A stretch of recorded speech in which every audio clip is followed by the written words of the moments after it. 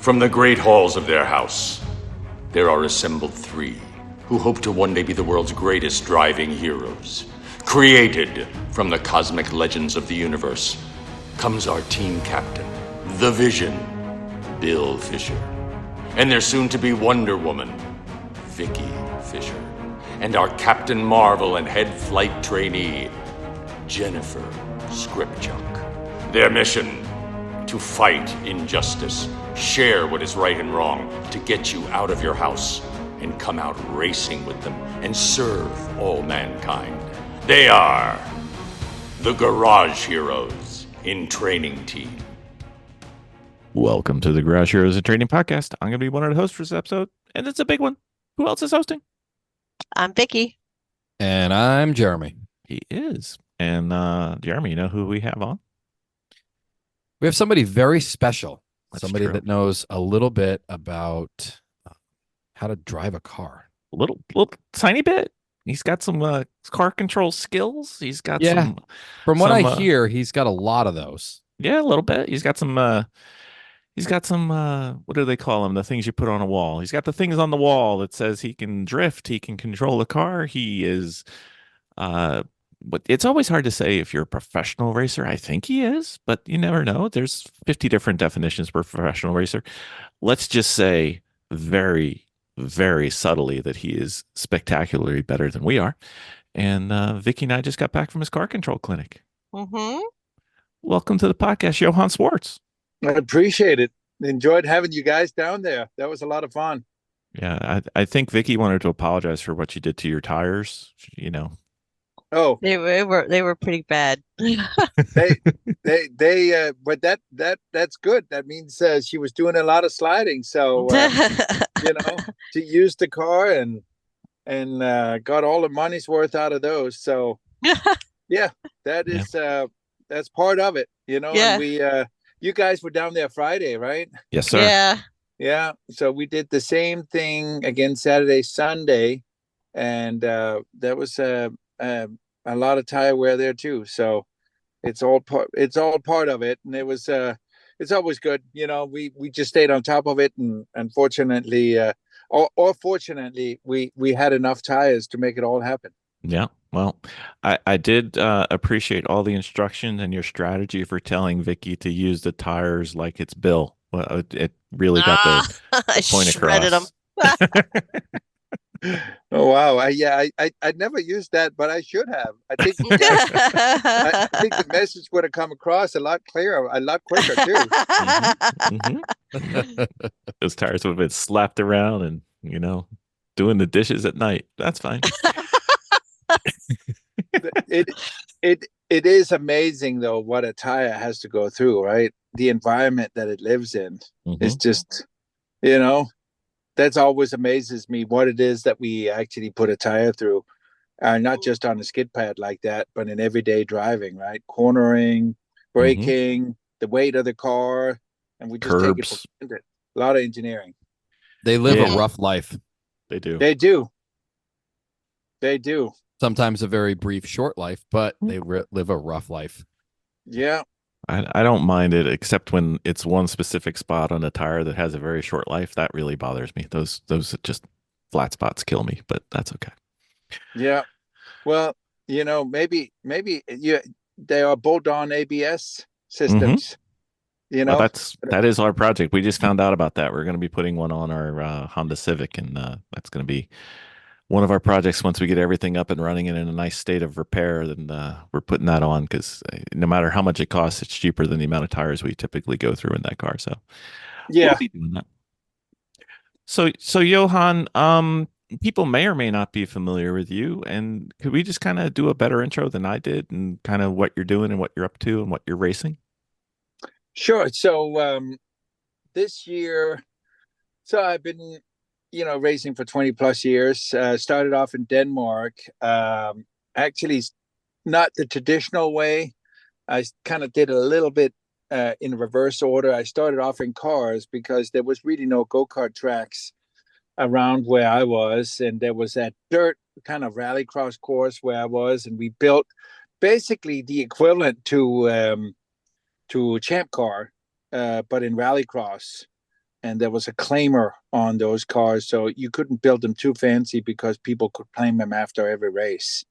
And started off racing in a Saab 96, if you know what that is, but obviously a Swedish produced car that looks like they incorporate some aerodynamics for fuel economy back then. And so it was a teardrop that it was shaped at, and it had a 1.7 liter V4, which was a Ford engine. They didn't build their own engine, Saab, so they contracted and bought the engines from Ford, bolted it onto their transmission.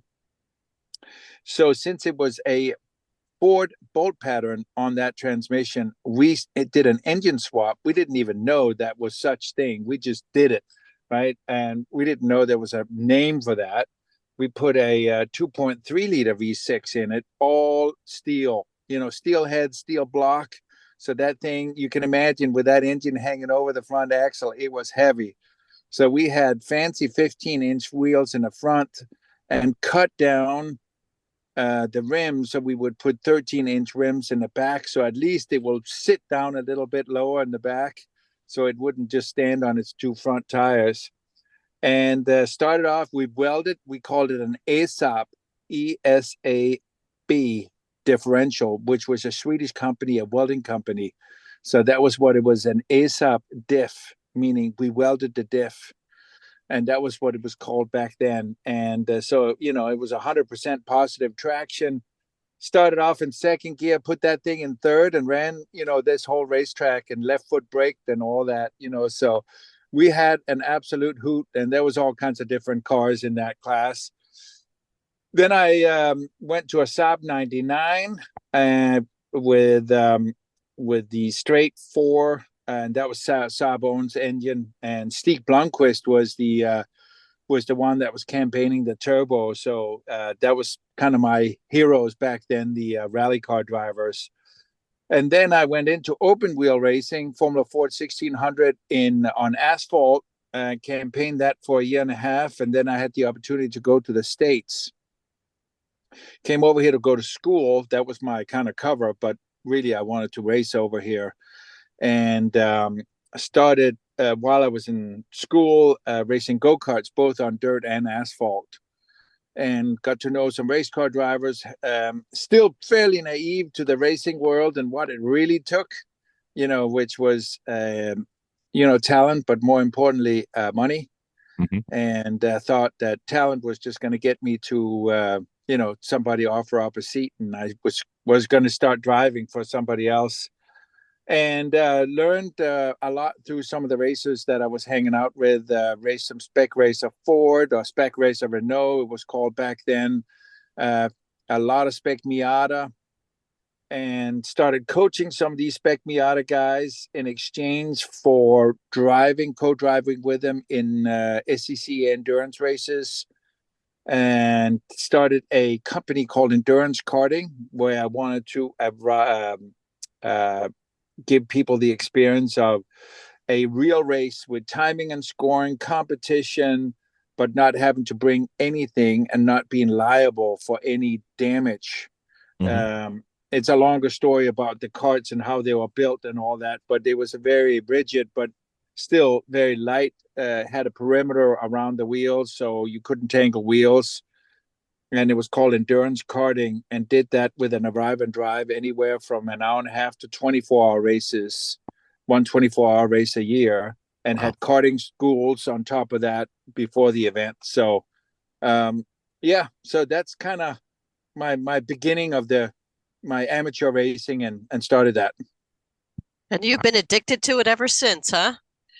I think I was addicted to it till I was probably 5 or 6. I remember listening to cars as they were coming by, and actually when they were revving them up high, I started feeling sorry for the engine. So I always thought they had a soul, and I was very young when I was all into and the various brands and all that, knew exactly the engine size and horsepower and all that. That's awesome. Yeah. That is awesome. He was like a Hot Wheels guy. Oh yeah. And I got there was called Matchbox in Denmark. Mm-hmm. Yep. The equivalent to Hot Wheels here. Right. Yeah. Well, at least you gave up on that sympathy for the engines to a point because you rev them out pretty well right now. Yes. Now I still have mechanical sympathy, but Sure. still knowing that the engine, is that's what they're meant to do, and they can do it for a long time. So try to extract everything that you can. Exactly. Yeah. Did you ever rally? I did not. I did the equivalent of autocross, but small rally stages. So Wow. it was different autocrosses that was in an area of say 50 miles, and it was little small stages, and one of them could be at a gravel dirt pit was one stage, and then another one would be in a parking lot, and we would move around from place to place, and then it'd probably be a minute and a half run each one of them, and then at the end you would get it all added up and found out who had the shortest time. I want to do that. That sounds pretty cool. It was a blast.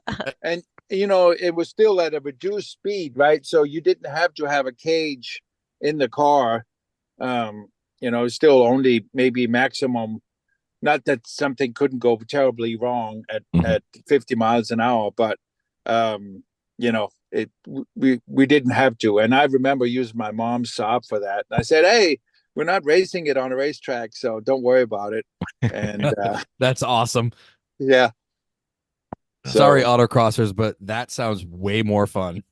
It was fun because it was different stages. It was a mini stage rally, right? That sounds tremendous. So you used trees instead of cones, or did they use cones? They were using cones, and then I remember one time we were at a factory that produced concrete blocks. So they was just down this road and around this and come back again. So that was kind of like the road where the blocks were stacked up. That was our stage. If you only had a GoPro, you could have been the first Gymkhana, Johan. I know. I think if the equivalent of GoPro would have been a camera the size of my co-driver, so I would have to drive it, without any navigation. Yeah, and I guess YouTube wasn't there, so you'd have to drive to everybody's house and show them. Right? Yeah, unfortunately, it is a few years back. So what are you racing now? Do you currently race now? And if so, what are you racing? What series do you race in? That kind of stuff. Yeah, so it led me into the various SRO, it's called now. It used to be the Old World Challenge, and I also raced Grand Am, which was back when Grand Am and LMS split up. I raced in the tuner class, the street tuner class there, and SRO. I raced BMW in the touring car class, which I won in 2019, the championship for a team called Rooster Hall Racing that is out of Virginia. And that was in the those factory built 235s that became 240s BMWs, which is now cars that I use for coaching, the equivalent car, not the car that I was racing for Rooster Hall Racing. And you guys also tried on a skid pad. We did. Yeah. So had great success with it, a lot of fun. And my highlight was in 2019 where I won the championship and placed second in the world for BMW amongst all that. Yeah. Wow. That's amazing. So, congratulations on that. Yeah. Had a great trip to Germany where there was a big awards ceremony for that. And actually I checked too. So wow. They came in handy. That sounds pro. I got to check. I'm counting it as pro. Yeah. I'm pretty sure that's pro. Yeah. Yeah. We're still amateur podcasters waiting for a check, but that's okay. It's fine. Yeah. I think we had one of your teammates. I don't know if you overlapped, but Anthony Magnoli was on the podcast a few weeks back. Yeah. Yeah. I believe, I know he drove for Rooster Hall Racing as well. Yeah. So, yeah. Very cool. Is it sounds like you've done all the cool stuff, but there's always something left to do, a bucket list, a goal. What are you thinking, Johan? Where do you want to be? So the last 3 years, I've been driving GT4 cars. The 2000. So what is it? 24 now. So 22, I drove the F Body M4 again with Rooster Hall Racing and the team owner Todd Brown. And then I drove with Colin Garrett last year in with the new G Body 82 and GT4. Had a couple of podiums in both years, and this year I'll be driving a Mercedes GT4 AMG with he's 15 now. He'll be 16 when we start racing, which is the minimum age for SRO. Very talented driver called Danny Duselski, and he's also racing in the ladder series for IndyCar in Indy Pro 2000. So we'll be doing 4 events this year where they don't conflict with his Indy Pro 2000 schedule. That's really cool. I am incredibly jealous because that is one of my favorite cars to drive on track. I haven't driven a GT4, but like the AMG GTR is one of my favorite cars to drive on track. Yeah, well, I'm impressed by it too. We have done 2 tests at this point, and it has all the right noises. It drives great. It's got very good brakes. It's got the real transmission, so a true sequential. And so, it's a well-built race car. The history of that car, not the car that we are driving, but the GT4 Mercedes. So the manufacturers will build GT4 and GT3 cars. Mercedes built a GT3 car first. And then when GT4 became popular, they took the GT3 car and, in a sense, dumbed it down is not the right term, but made some modifications to it so it became not as fast as the GT4 car, but it has a lot of the GT3 DNA in it. So that's what makes it really cool. And that's why they do so well in the GT4 category across the world. Yeah. Yeah. Cool. So we're very much looking forward to it. We'll be doing a fair amount of testing before each event. So, and I like when a program does that. It shows seriousness. Mm-hmm. So, Jeremy, what Porsches do they have at Extreme Experience? Don't they have a GT4? Well, that's different. So the Mercedes, so the GT4 is the category that he's talking about. That's the class car. Okay. He's driving a Mercedes AMG.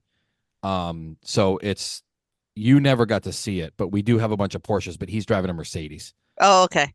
Yeah. GT4, GT3, they're different classes of racing.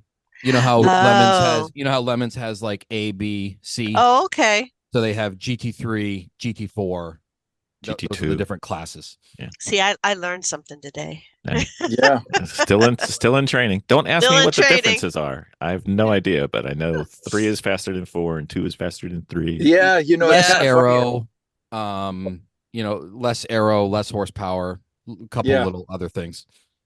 And then the manufacturers they're all homologated, so they all specify the springs. They can have different set of springs you can run. You have to run the shocks the cars come with and all that, and they all go once a year prior to the race season. In a sense, starts. They have a couple of designated drivers that drives all the platform, and I can't remember. It's a track in Portugal. I can't remember if it's Estoril. It's one of the tracks over there, where they all get, in a sense, baseline.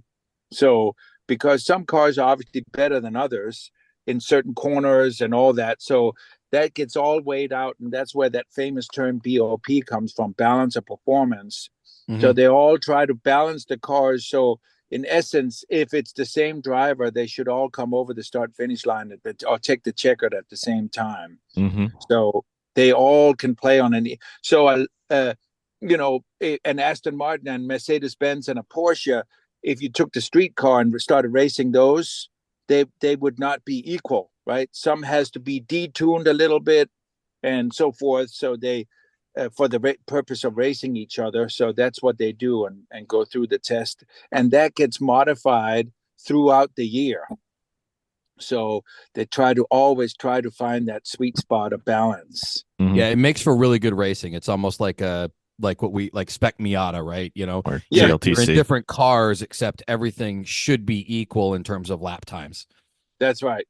You know, and then if say you go to Utah and race, that's where the BOP on our turbocharged cars they will get in a sense less boost because say the NA engine of the Porsche, it's an NA. It doesn't matter where it is. It's not going to get any help from the turbo. So then they put the boost level down on cars that torque request turbocharged engines. So again, to try to make them equal. Yeah. That sounds And awesome. yeah, It's super cool series. it becomes very technical. So you really got to be on top of your game and see what the rules says and what you need to be doing, because there's not time to do all that at the track. It has to be prepared from the shop, so you can really focus on getting the car dialed in with what the sanctioning body has given you for that weekend. So, Johan, my beautiful bride's favorite question is always, do you have a racing philosophy or something? It could be something you say to other people. It could be something you say to yourself. It could be, anything really. Yeah. One of them being, if you are passing, being always this precarious, where you put yourself in a position for potential contact. And if you are doing it and making a pass, always have an escape plan. Mm. If somebody does something that, because even if you are 100% correct, but there is contact, right? You could potentially be out of the race. It could be no fault of yours. And so that is one thing, is always have an escape plan. And then also, when you are racing a car and you come in for a pit stop, and this is something I took, I've been very fortunate to have some good mentors, one of them being Jack Baldwin, who actually was driving the Camaro back in the day in Trans Am, multi-time champion in Trans Am, and the Hot Wheels Camaro. For another that has become a friend of mine, Bus McCall, American Equipment Racing, back when Chevrolet and the Trans Am series was at its peak. And he told me that he drove for a team owner one time, and he says, when you get in that car, you go out there and you do your thing out there on the racetrack. Whatever you do, it's, but just bring it back in the same shape that you got it when you got into it. And I always that is a very sound philosophy to have, and something to keep in mind when you're out there. Is like, if I'm doing this now, if I'm about to do what I think I'm going to try to do, and then is that going to bring the car back in the box where the pit stop is in the same shape that I got it in? So those are the calculations and decisions that you are making throughout the whole race. Mm-hmm. I like it. Yeah. Good. Because bodywork stinks.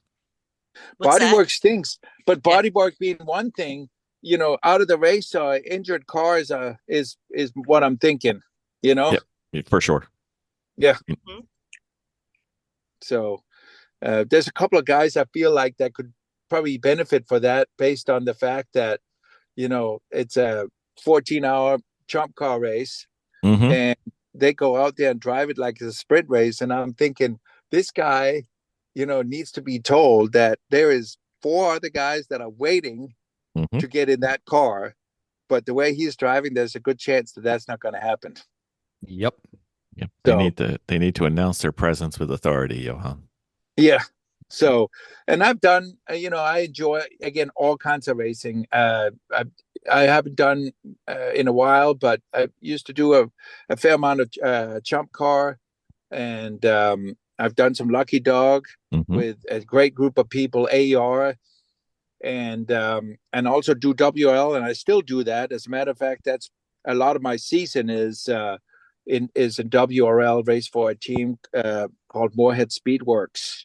And that's another GT4 kind of. WRL has really stepped it up with a lot of GT4 cars. It is a Ginetta, it's called, and that is the new GT4 Ginetta with an LS3 engine in it. So it's a sweet little ride. Those things are so cool.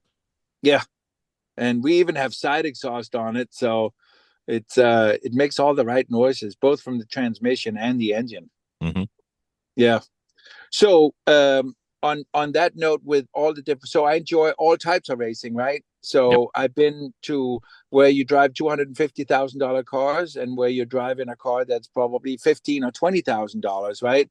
But everybody it's all the same, right? You should have the same philosophy in kind of all the different types of racing that you're doing. Make sure you execute the passes cleanly, and not abuse the car, and so you can bring it back to your teammate that's waiting to drive, that may not drive as much as I do, you know. Right. Yeah. So on your car control clinic review, I do have to say that I thoroughly enjoyed it. I really did. Well, you did very well. Oh, thank you. But on like on the earlier podcast, we did a discussion about why it worked. And I'm just curious how the way you set up your program, when you were thinking about putting that together, what were your thoughts on how you were going to effectively reach your students? Well, so one thing was reaching, and the other one was teaching. So there was kind of two different, and I've done a lot of skid pad training. Used to be worked down at BMW at the Performance Center down in Spartanburg, and I don't know how many students I've had there, and I always felt like, and either I felt it based on where they were at when we had to leave the skid pad, or people that had indicated, man, I could spend some more time here on the skid pad. I don't feel I've accomplished what I would like to. So it actually, during COVID, is where I thought about the whole program. I started, from scratch with a presentation, the order that I wanted to teach, and what I wanted to teach, and how I wanted to teach, and how many students I wanted to teach, and all that went through based on all my previous experience. And then my reach was that, because of all the racing that I do, and I work with a lot of different, I do a lot of coaching. That's also part of what I make a living doing. And a lot of the guys that I have coached could use car control, and I've seen, not only from necessarily people that I've coached, but also videos from people crashing. And every time I think to myself, if that person had been taught car control, there's a good chance that would not have happened. And and there's many mistakes that can happen. A lot of times it's not understeer, right? It is the oversteer scenario that is the one that bites people. And as we know, that because of what I just said about the crash, which is worst case scenario, best case scenario is just going off and getting the grill full of grass. But the racetrack is not a good place to practice car control. No, it's not. So with all these components of what I've seen people do and what I've seen them drive without having car control, that is what structured and kind of designed this whole program. So you have a program that is all about car control. Can you kind of tell us what it is that you do to teach the car control? Like, what do you specifically do at or in your program to teach people car control? Yeah. So I covered the basics. So what I do for people that have signed up, I have a meeting, a Google Meet or Zoom meeting, where that's my classroom presentation. So we are not spending time on that when people show up to use an hour. Sometimes these goes into an hour and a half, because of questions and things. So there's no point in spending that. The classroom, when people show up, is going to be on a skid pad. So I have that classroom presentation a couple of days prior to the event, and that is recorded, so people that could not attend can replay it back to them, when they have an opportunity to see it. And then we go through the understeer scenario, how to detect understeer and how to correct it. and how to go in and out of understeer. It's a lot easier to correct and detect understeer than obviously oversteer. So we spent one session on that. Mm-hmm. And that also gets everybody acquainted with the skid pad. It gets them acquainted with either the car they can rent from me or their own car, of how it behaves on the skid pad, how the grip level is, and all that. And then after that, we go into the oversteer scenarios, where we first go into a steering technique, the hand over hand steering, which I'm a great believer in, versus shuffle steering. So we practice that. So we take that as a building block, and then we go into the scenario of now going into oversteer. And on the skid pad that we are using, we use it with throttle oversteer on the gas, get the car sideways, recognize coming off the gas, get the rear tires to grip again, and then you will regain the grip and then steer back in the your intended direction. So we have the correction, we have the pause to stop the skid, and then we have the recovery back to the intended path. And I normally take out people in the demo car that I have as a sedan and go through the various scenarios of showing the right way, and then all the mistakes that can also happen through these correction, the pause, and the recovery, depending on where people stop steering, you know. So there's, and then we practice that, you know, we go out and practice it and practice and practice, because just because you're shown or you do it right one time doesn't mean that, you know, you need to start building it into your subconscious muscle memory, you know, so it sits in the back of your head, and you know how to correct, you know how to get off the gas, and get it back to the intended path, which is very often a big missing component, where people steer in, they correct it, but then the car hooks to the outside. Right. And a lot of that has to do with the eyes. Yeah. So we train the eyes of looking where you want to go and not where you're going. That was, I think, the biggest factor for me, was that just to keep, I remember when I was doing my other clinic, I focused on where my car should be on the track, not where my eyes should be looking. Mm-hmm. And again, you know, I was early in my learning, so maybe some of these things were things that I heard but did not process. But you know, until I got to this point. But I think that was like, I think the hand movement, which I failed horribly at, and the actual placement, more so than trying to put my car at a specific spot, was huge for me. It made all the difference. Yeah, well, I think the key here is, like you said, Vicky, is you have heard it, right? And there's a lot of things we have heard, but it's like anything else, like math. It's not till you do it a couple of times and you do another, and all of a sudden you get it, right? Then you get your aha moment, right? And that's the one where, like, man, you have no idea how many times I've heard, man, where you're looking, that really works. You know, it really works. And, you know, you can be told 100 times, but till you try it yourself, until it actually registers and where you're actually doing it, because all of a sudden you're finding yourself looking where you want to go, and the hands are doing the right thing without you necessarily having to think about it. And that's what's cool, when people get to that point of their learning, and, you know, that they really have accomplished something with getting that to into a subconscious kind of set of skills. Right.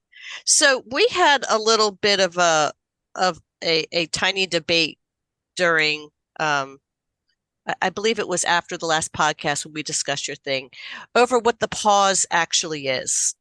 And to me, what I think the pause is, and, you know, you can correct me, which is, you know, what I'm kind of going for to figure out if I am correct on this, is when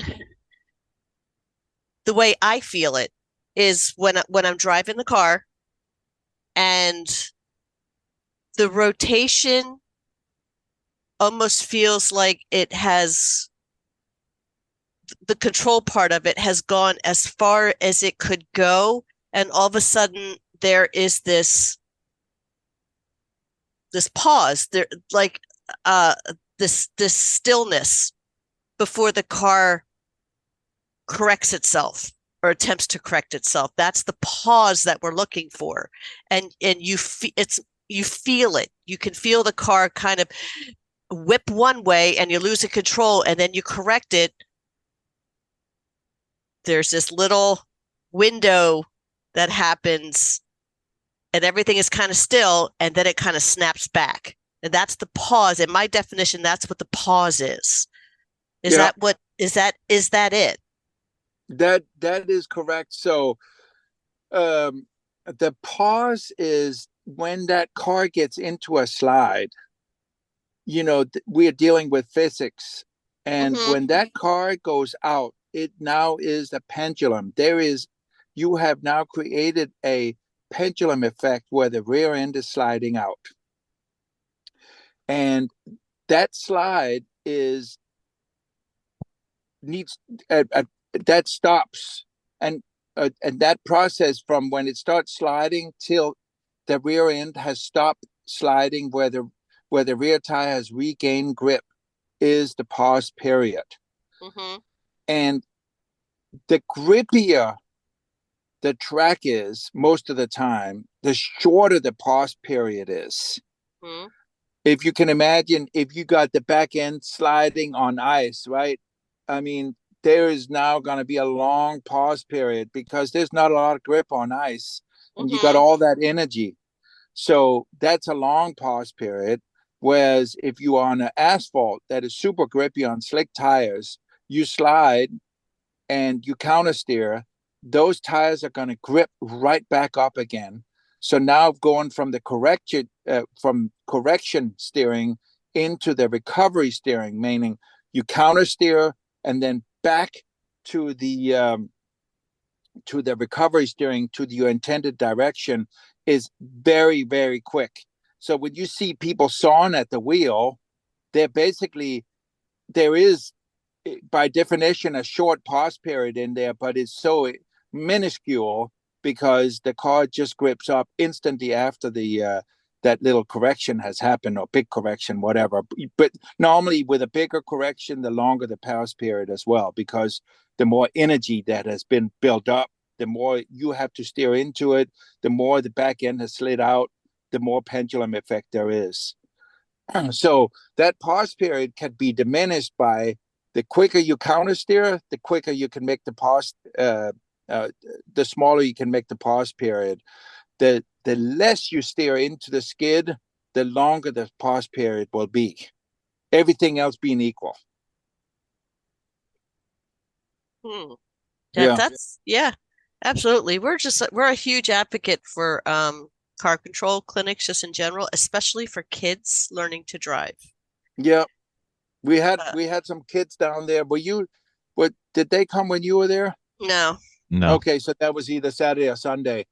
For the same reasons, his dad has taken the previous ones, and he said, "I'm going to put my sons through this, only to use for good, not for bad, right?" So yeah, for teenage kids and kids in general, I don't let them drift. They can do that when that's not something I don't want them to see. Hey, tell their friend, hey, watch me do this, Right. Yeah. But our thing is that they teach you how to drive a car, but they don't teach you how to control the car. Yeah. And it's not like a drift school situation that you're putting the kids in, but definitely have them on a track where they can go in and out of cones. They can actually test the limit of a car and know what braking feels like when they have to, and not panic when they have to. Yeah.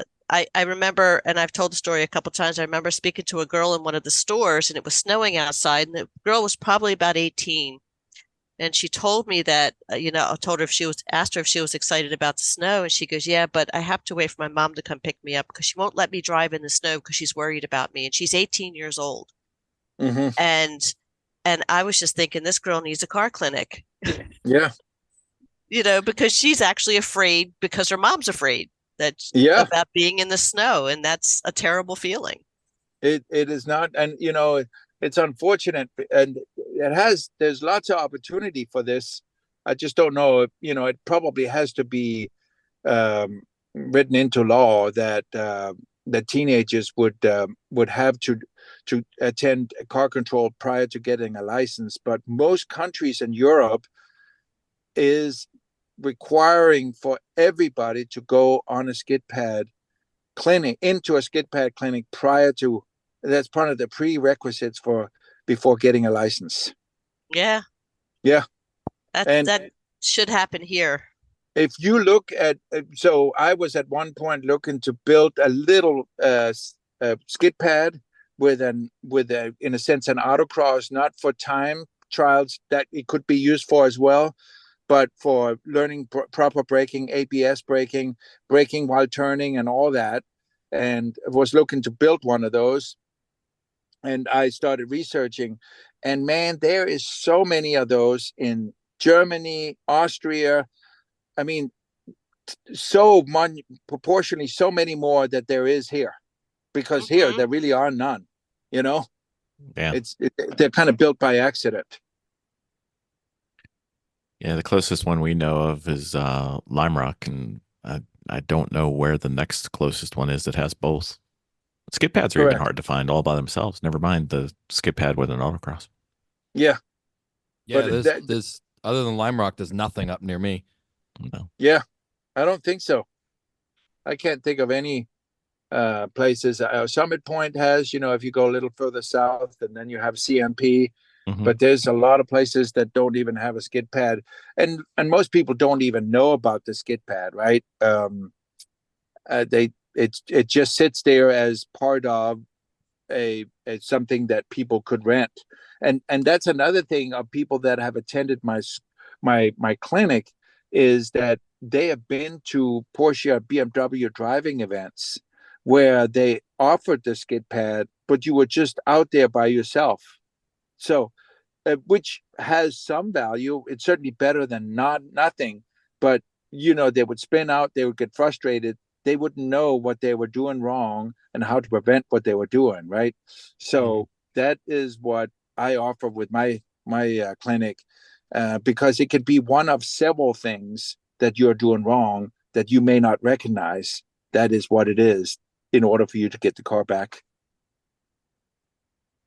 Now, do you have like an advanced like car control clinic? Is it you just have your car control clinic, which I've heard is absolutely amazing. But do you have like an advanced car control clinic, or is it something where you just have your students practice? So because it's taught one-on-one, and a person is the only one out there on the skid pad. There's only one person at a time on the skid pad. Mm-hmm. I take it to whatever level that student is ready for. So, if there were, as an example, there was a guy there that took 2 days. I believe he was there on day one with you guys, right, in a Ford Mustang, Daryl? He was, yeah. Yeah. And he was there on Saturday as well, right? So we just kept building on what he was doing. And obviously, there's a lot of, let's face it, a lot of people with the performance cars, they would love to drift, right? So that's where it kind of ends up. And so if that's the level they want to take it to, and they want to, their goal is to do 1 or 2 laps, whatever it may be, before the end of the day, I will try to get them there. But I will not get them there till they actually have done the correction, the pause, and the recovery steering correctly, because you are now building on something that doesn't have the foundation for them to go drifting. And the drifting part obviously now has the addition of throttle control in there as well, to keep the car sideways. You got to use the throttle plus some correctional steering. So in so I had the teenagers, right, that we were there to just do car control and come out of a skid without spinning out or going off the track, to somebody that would like to, at the end of the day, be able to drift, right? And it all happened on the same day. So one was advanced, the other one was the fundamental. I was just wondering, Johan, since you said there's several ways for us to do it wrong, we probably did them all. Is there something we should do further when we don't have the benefit of you present? No. The one of the important things when we did the hand over hand, and we trained that. That is something I encourage everybody to do every day in their daily driving, so that becomes part of the muscle memory when you do get into a slide, that you use your hands correctly. So, and then if you have the opportunity, say, to, you guys may have some snow, a parking lot, and you go up, and then you could either coach yourself, or you and Vicky could coach each other, right? With, try to train yourself in why did I spin out? Was my hand speed too slow? Did I turn enough? Did I react quickly enough? Maybe try to think about that. So a parking lot, that has snow on it, is easy on the tires, and you can learn a lot. I mean, when I was a kid, right, I didn't know that was practice. I was practicing car control. We would live it. I was born and raised on a farm. We had a 2-acre pond, right? And whenever that thing was frozen over, I put 3 tires out there and made my own little track and was going sideways around, right? And taught myself all these things that I'm now teaching everybody else. But nobody was there to tell me what was wrong. So if you have the opportunity now to build on what you may have heard from me, that I repeated to you guys, to go on your own skid pad, then that could be the right amount of practice. I think Vicky still has to do the hand positioning correctly once before she can practice it. Shuffle steering at the garage. No shuffle steering. Just God, that drives me so nuts when I get in the car with somebody that shuffle steers. I know. I know. So, and you can become a little lazy. You can do the palm, on the steering wheel and all that, instead of hand over hand. So you become, maybe, you should have both hands on the wheel, but let's say you're holding something, a cell phone, whatever it may be, right? And then kind of that steering goes out. But always, when you get in the race car, try to make yourself go your hands at 9 and 3. 9 and 3. I see a lot of people that creep up to 10 and 2, and 9 and 3 is better. More leverage, more control, better feel.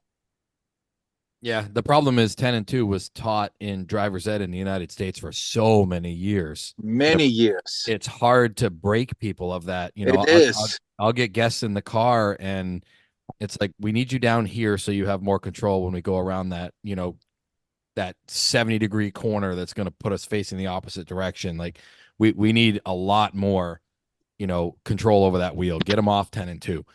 Yeah. No, I'm with you.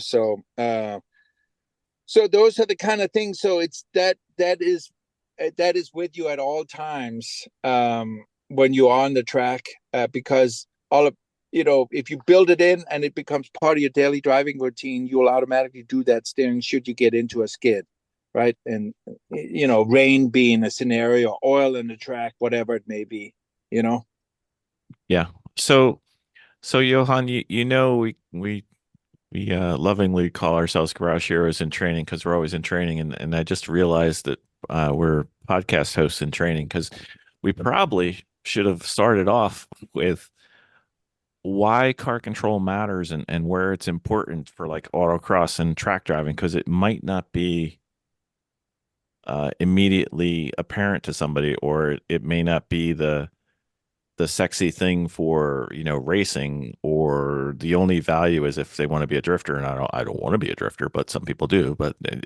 could we just go over why the car control is so important?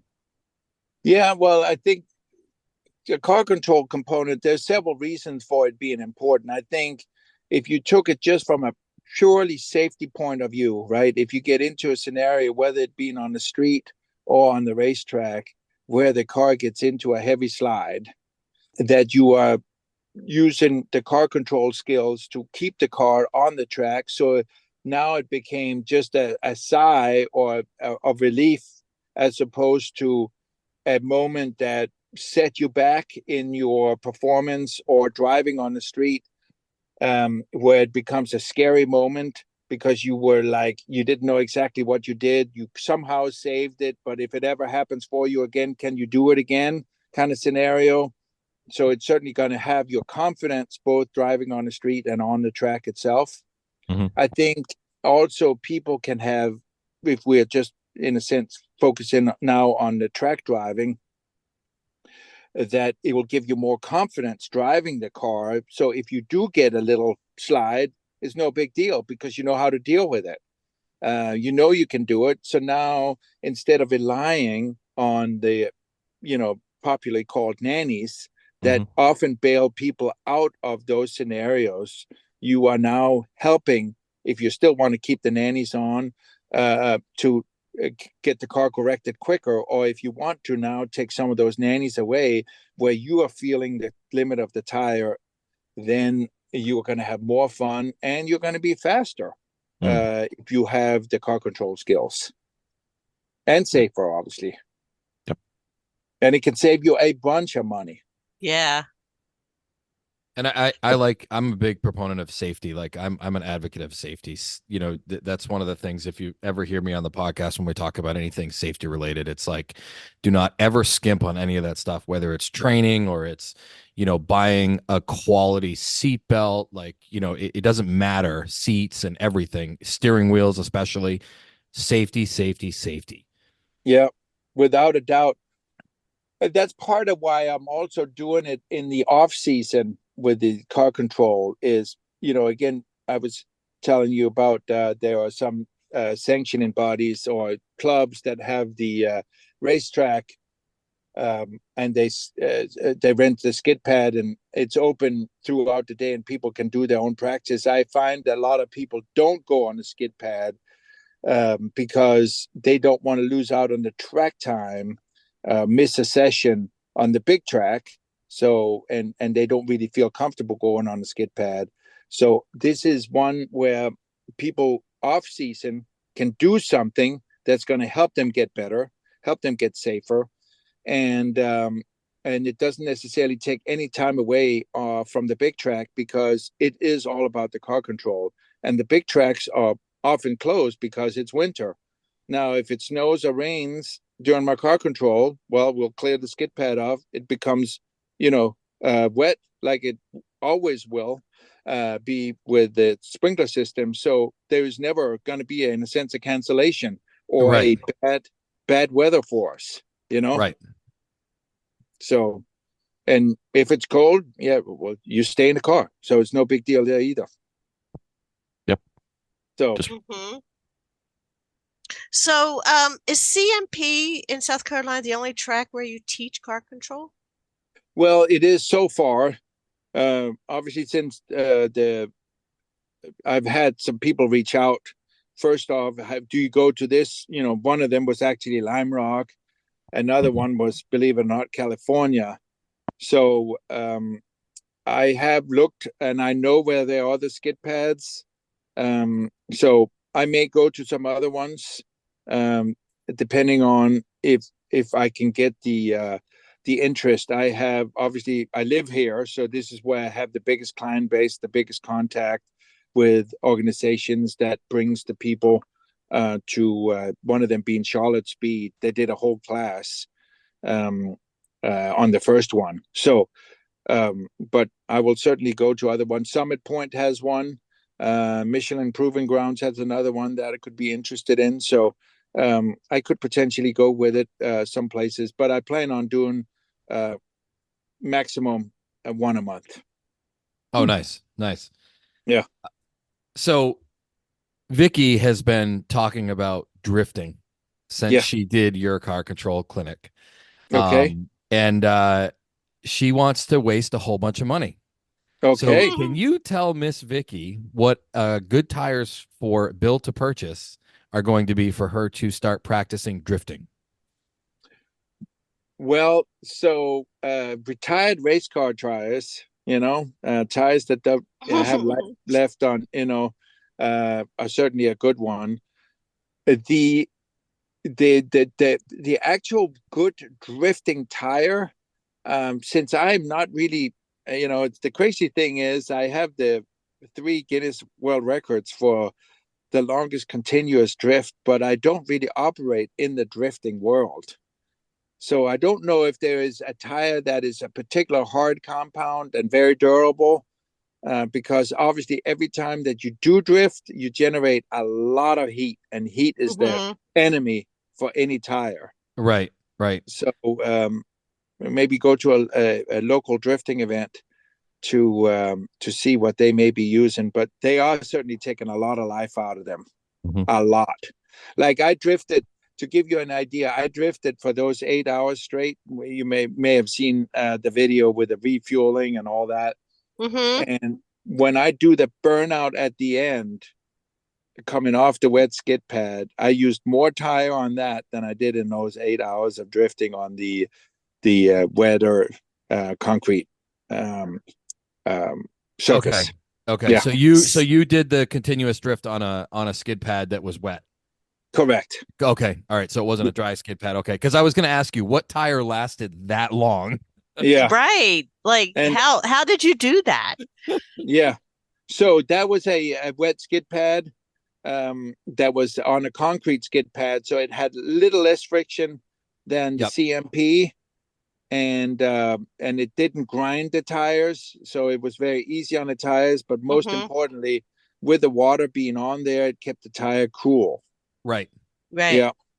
So was there a certain consistency? Was it like a constant flow of water that you had to do for 8 hours, or did they have to kind of regulate that? Well, I was calling for the water when I needed it. I try to keep the sweet spot of somewhat not a little bit dry, so I could have some good speed, because the drier it is, if I'm driving at a constant radius, right, the wetter it is, the slicker it is, the slower I have to go to make the radius. So I was trying to keep it where there was a tiny bit of tire squeak from the tire, but I knew it was still going to stay cold or cool, so it wouldn't generate too much heat. And then I would call for water when I felt like it was getting too dry, and then they would water it. And then obviously now, that pause period or the grip, the level that I had was now less, so I have to be more careful with the throttle.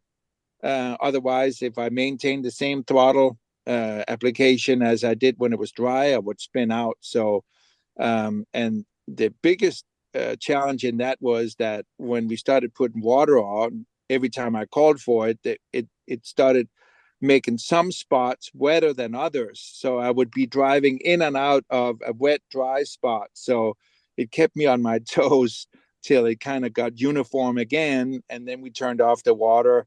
So there was that period of a couple of minutes where it became a little hairy, where I had different levels of grip on my on the skid pad. Right. So I heard you say 3 world records. Did I hear that right? Yeah. You had 3 world records. Can you kind of tell us what each one of those was? I mean, obviously the 8-hour drifting, but what were the other 2? Captain's log supplemental.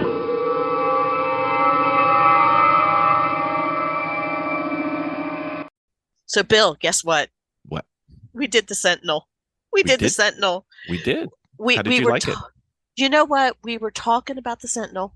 We have. It was great. We understood watching how the Sentinel works, but we finally got it into our car, and I got to tell you, that was really awesome. I was able to see every one of my mistakes. We have hours of them. We have hours of my mistakes, but we have hours of good stuff too, which is awesome. It actually showed us the speed. Did it show us where we were on track? We were streaming it for. We were streaming it live. Boring billions of people across the world. But it was pretty incredible. Plus, on it, you're able to put your insignia, your logos on your app also, and the clarity was amazing. It was really easy to put in, easier than I thought it was. I know you kept making a big deal out of it. I'm like, it's really not that hard. Actually, until we focused on it, it wasn't too bad. And then we got some help. It was pretty easy. Yeah, it was. It was pretty good. You know what? I liked the stream because some of the tracks we go to don't have great cell phone coverage, but it's got a USB stick backup. So I just uploaded the high quality video without the cellular interruption. So if you watched us earlier and said, wow, they got from there to there really quickly, you can watch the real video and see that no, we didn't. It's just a cell phone went out. But yeah. So the learning curve for me, obviously, I'm slightly techno Amish. Slightly. When it comes to the wiring and stuff like that, but we get it in and I love it. We were able to sit there right at the track and watch what we were doing in the car. And that was amazing. Which was good because if you have a problem with your radio, you can tell, if something is going on that you need to know about. Like a couple of times we've had cars come in and we didn't know they were broken. And I know it's hard to imagine one of our cars being broken, but whatever. But you can watch the video, and even with the cell phone coverage we had at that particular event, it was like a 30-second delay. So it wasn't bad. And you can compare multiple drivers because you have each of the stints are broken up. So we got to work on not only our driving, but if we wanted to, we could work on our pit stops and see exactly what we do. And there's some things that we need to talk about as a team. And it was pretty good. Like I said, it takes me, once we got the wiring hooked up for the power, I probably could go from an empty shell to a full up setup running Sentinel. I could probably do that in like 20 minutes.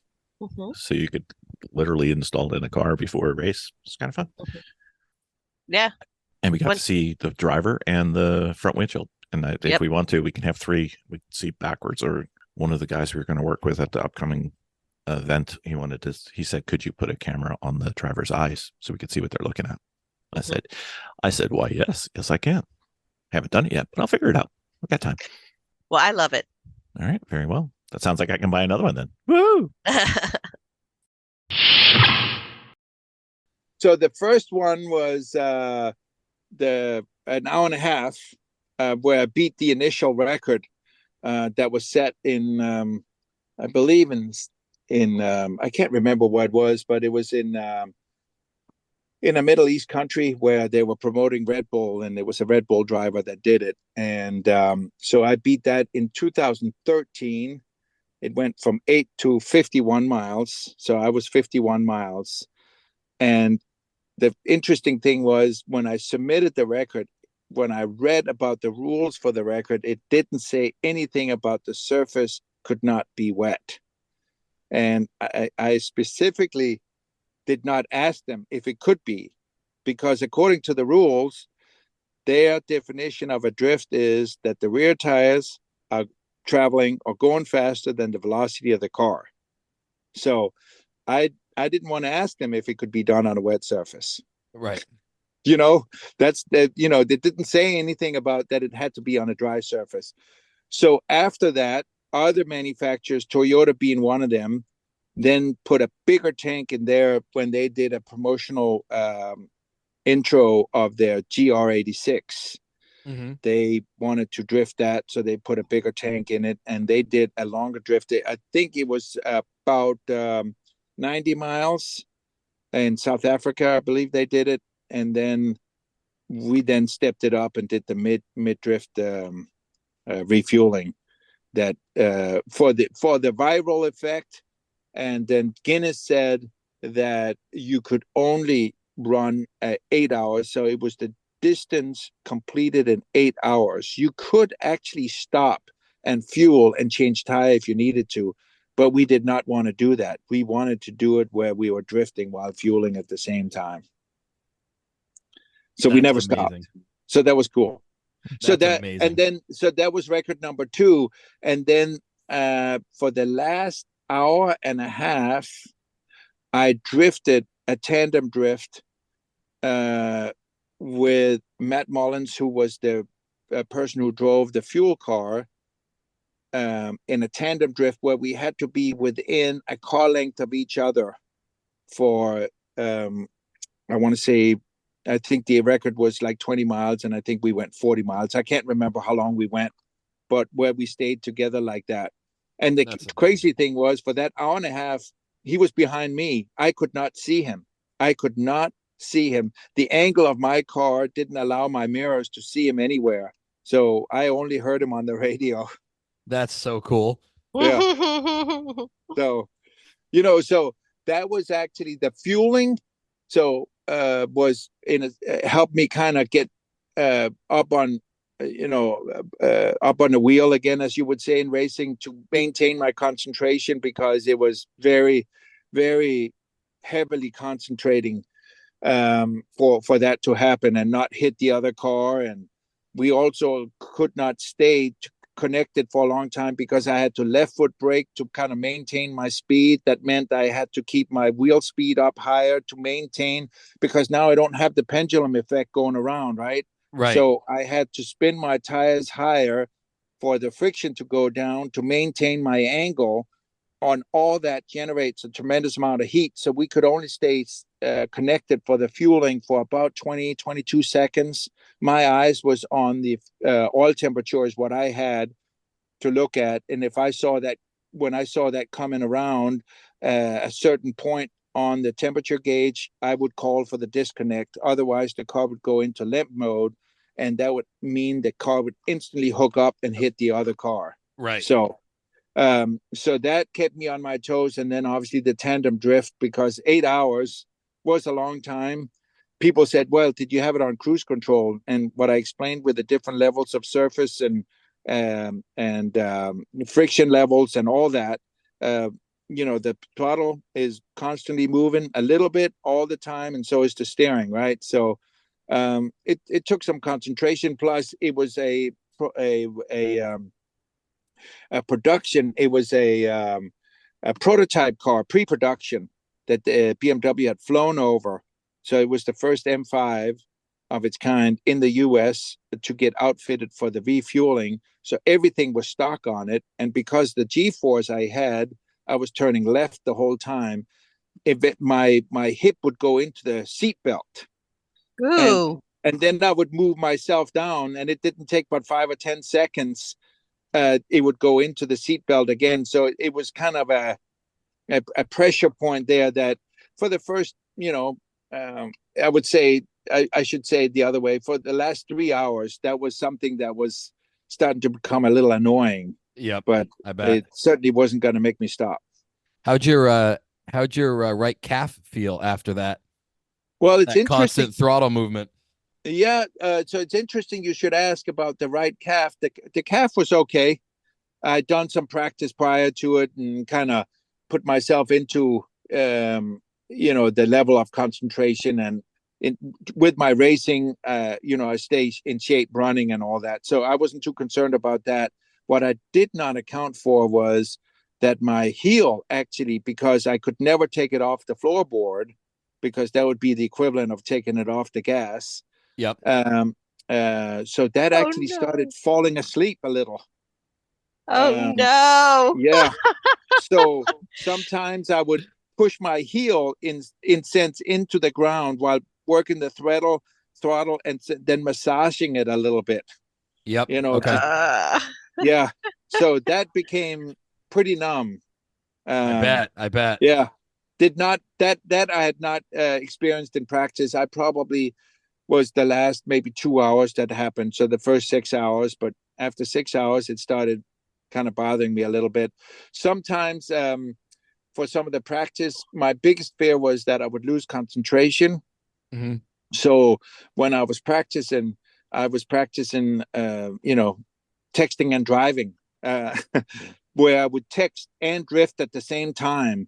And so when I was looked down at the screen, I would have to obviously look up to make sure that I would maintain the car in a drift, and then quickly make the correction necessary to whatever I had to deal with. So, and I was doing that. I was making phone calls and so forth to people to get into those lapses of concentration, meaning concentrating on something else and not the drift, and then having to get it back into, not that I would lose the drift, but I would certainly lose some angle. You very quickly, as you know, get disconnected if you are not concentrated on the driving, right? We all know how quickly you can get lost, even though you know the road.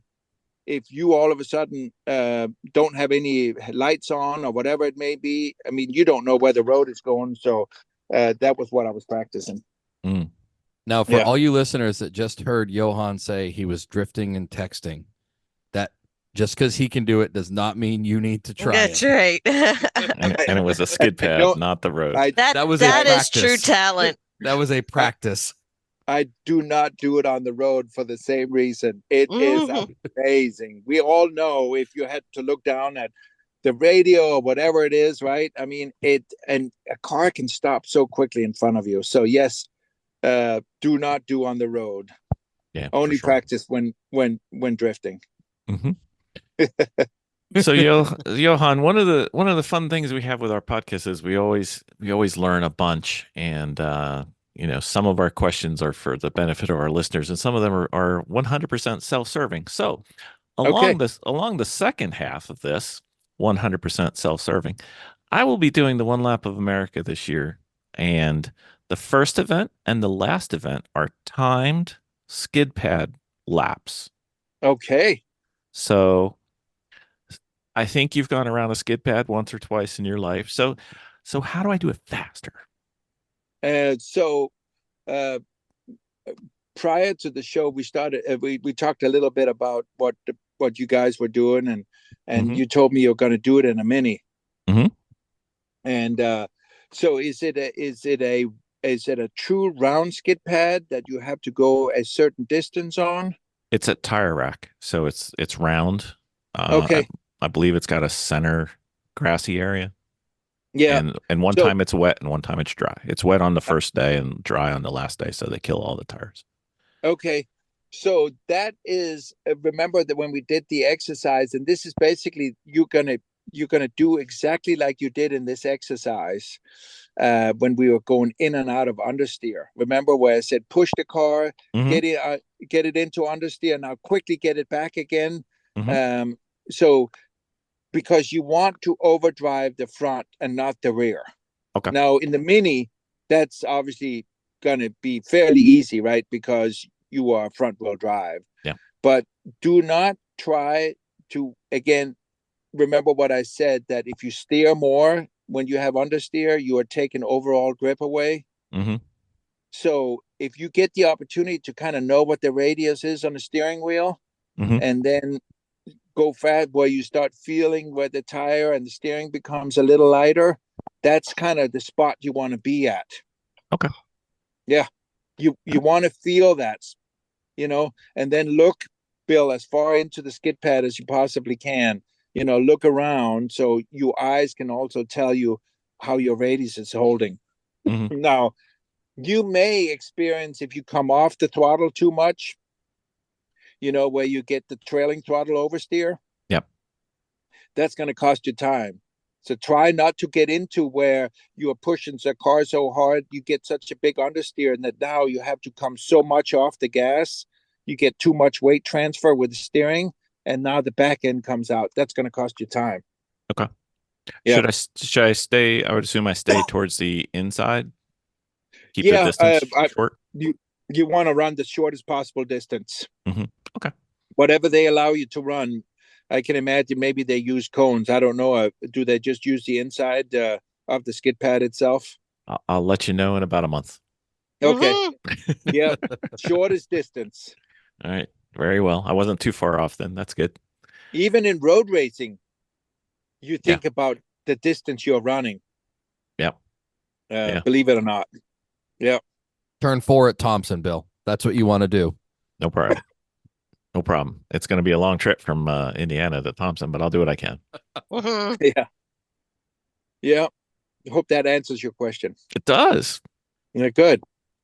Yeah. Now, Now, don't play the podcast to any of the other guys that are going to be racing against you, right? Play it after the Well, right. There's the pre one lap version and then the post one lap version. There's going to be a slight edit difference on it. That's all I'm saying. That's all I'm saying. Gotcha.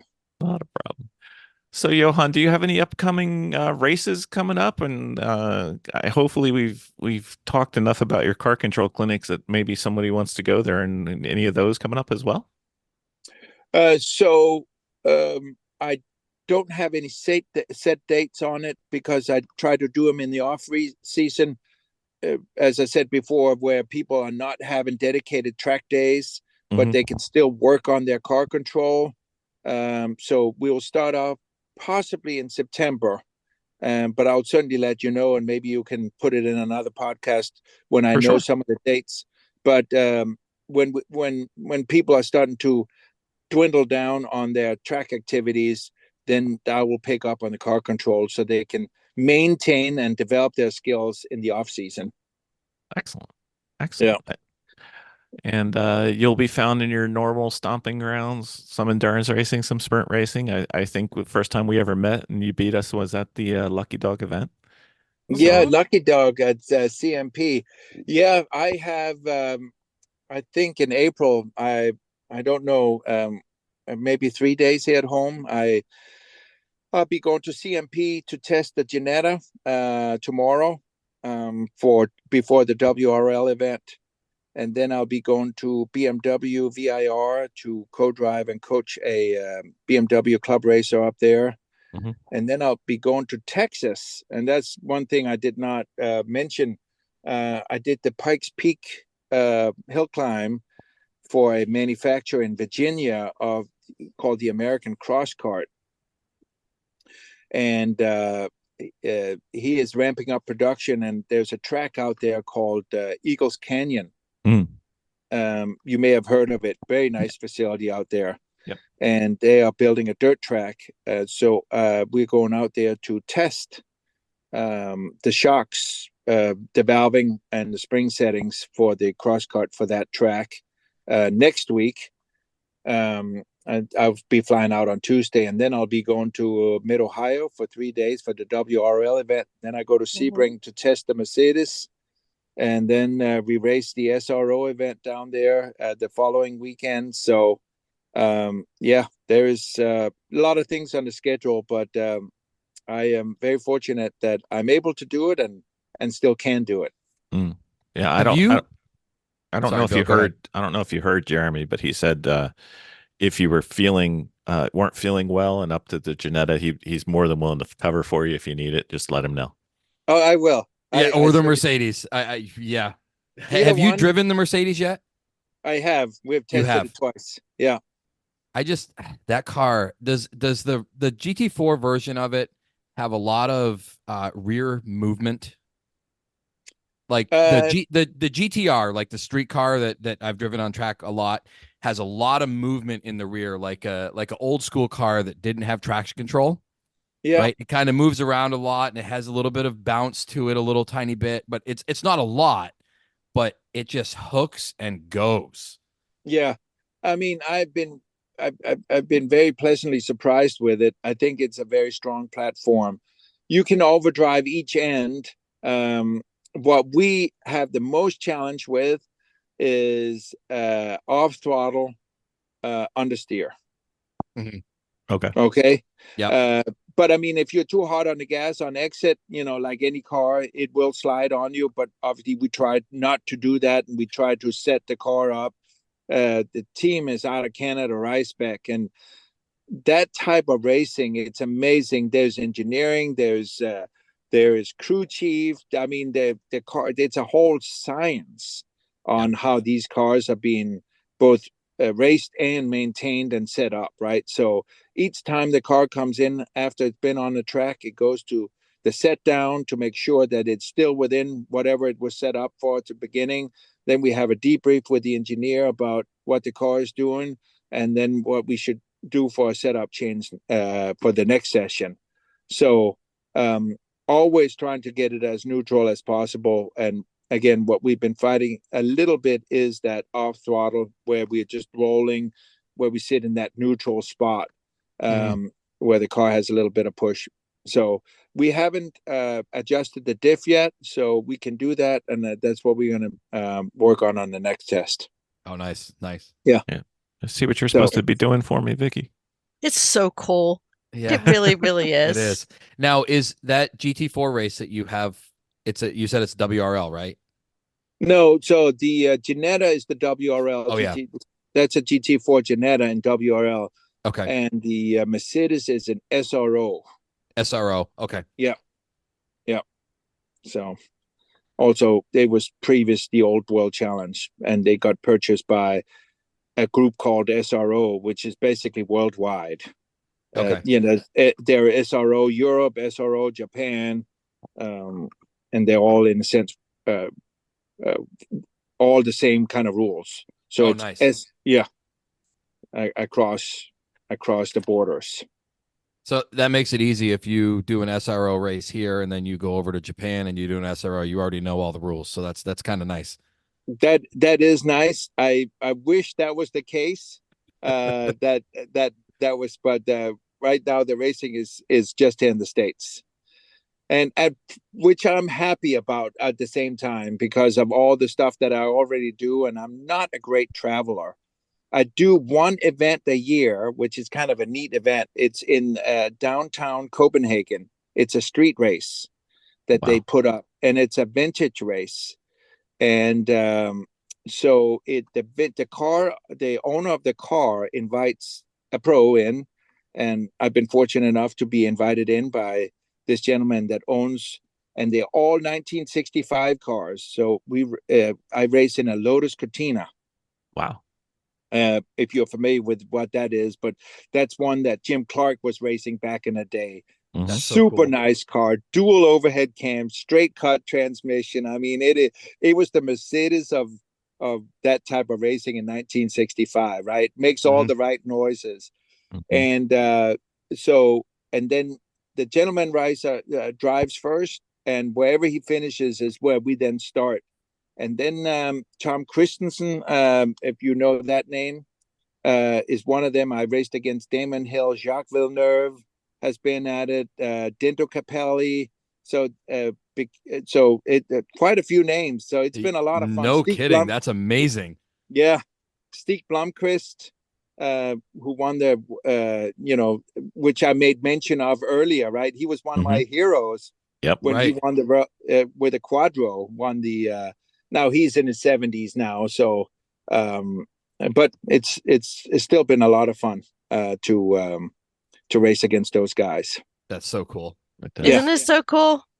It is. Yeah, it is. So Johan, we started off the podcast. Well, when we started the podcast, we were jealous of you, and now we're even more so. But we do thank you for letting us come to your event, and hopefully we didn't rub any bad habits off on your other students, and it was a great time. We had a lovely time. I don't think so. And what I really like about the event, and I don't get to participate in it as much as I would like to, because I'm always involved with the student on the skid pad, but the camaraderie, right? Everybody is talking and watching the car that's on the track and making little comments, often very nice comments, and hoping the best for the student. And then you talk about what you guys are doing with somebody else. And, so there's this friendship and camaraderie that comes out of it, which is really cool to see also. Yep. It was great. That's why we love racing lemons, because it's that same atmosphere. Yeah. That's more that's one of the main reasons why we race it. It's just fun. It's a nice place to you can be serious if you want to. You don't have to be serious if you don't want to. You just go and have a good time. You just have a good time, and then when the checkered flag drops, everybody gets together and walks the paddock and chats with teams and hey, how do you like this car?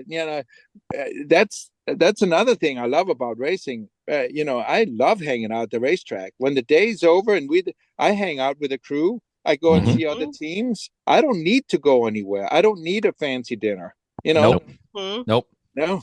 Hang out at the track with everybody. That's the best part about it. It's the best. It's so cool, right? It's quiet and everybody's there and you can talk with everybody. You all have that one thing in common, which is that race car that you can talk on. You talk about for hours. Yep. Yeah. That's so why cool. that's why we have Love a podcast. We get to talk to people for hours. Yeah. Great. Well, Johan, thank you for coming on. We do appreciate it and respect your time. And but we will try and bother you again for another episode, I'm sure. Yeah, I would. I think you guys are doing a great thing, and sorry it took so long to get on when we met at the Lucky Dog. And it's funny, I will be honest with you, Bill, and you have been more on my mind that you probably can imagine, because I have this little list on my phone. And I actually had you on there, and you were not checked off because I hadn't done it yet. And Trust so me. I'm glad you guys came to my clinic and we finally got it done. And what you guys are doing, you're having fun with it, right? Yeah. You are fun with everything that you do, getting involved in the mechanical side, good laughs, everybody gets along. That's what racing also should be. And I'll be honest with you, I have more fun at those events than I do at the professional events, because the pressure is there and the competition, you just want, it's all politics. About the performance. That too. Yeah. Well, I finally share something with Johan Schwartz, the obsession with lists. I'm happy now. There you go. I can't drift like he can, but I can write a list, no doubt. Yeah. All right. Thank you, Johan. It was great having you on. Thank you so much. Yeah. Thank you. Thank you for having me. I really enjoyed it. Great job, guys.